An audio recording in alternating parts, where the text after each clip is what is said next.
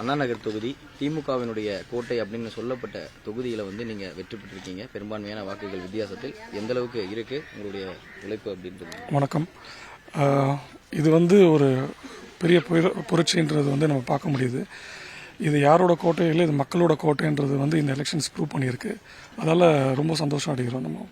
இப்போ அடுத்தடுத்த கட்ட நகர்வுகள் எந்த மாதிரியான இருக்கும்? அண்ணா நகருடைய வந்து தொகுதியில் வந்து எந்த அளவுக்கு மக்களுடைய பிரச்சனைகள் என்னென்ன இருக்கு, நீங்க என்னென்ன வாக்குறுதிகளை கொடுத்து உங்களுடைய பிரச்சாரங்கள் ஆரம்பிச்சு? நம்ம பிரச்சாரம் போகும்போது கூட கிரவுண்ட் லெவலில் பார்க்கும்போது இந்த அடிப்படை வசதிகளில் வந்து ரொம்ப மக்கள் கஷ்டப்படுறாங்க.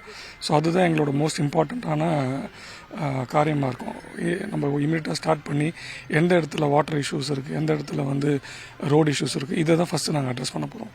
இப்போ வந்து ஆட்சி அமைப்பதற்கு தேவையான பெரும்பான்மைகள் வந்து இல்லை, இன்னும் ஒரு 10 எம்எல்ஏக்கள் தேவைப்படுகிறது அப்படின்ற ஒரு கட்டத்தில் இருக்குது. அடுத்த தவைக்காவுடைய நகர்வுகள் எந்த அளவுக்கு இருக்கும்? இந்த டிசிஷன்ஸ் கண்டிப்பாக பார்ட்டி லீடர்ஷிப்ஸ் எடுப்பாங்க. ஸோ அந்த டிசிஷன் வந்து அவங்க தலைமையிலேருந்து வரும்.